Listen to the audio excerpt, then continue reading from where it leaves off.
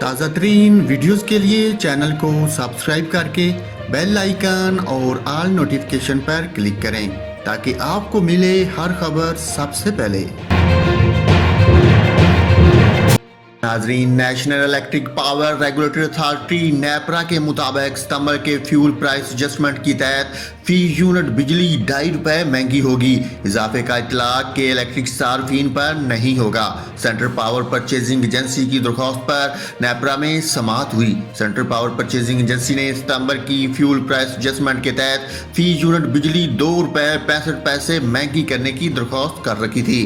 درخواست کی سماعت مکمل ہوتے ہوئے چیئرمین نیپرا نے بتایا کہ ستمبر کے فیول پرائس ایڈجسٹمنٹ کے ذریعے فی یونٹ بجلی ₹2.51 مہنگی ہوگی۔ یہ اضافہ صرف 1 مہینے کے لیے ہوگا۔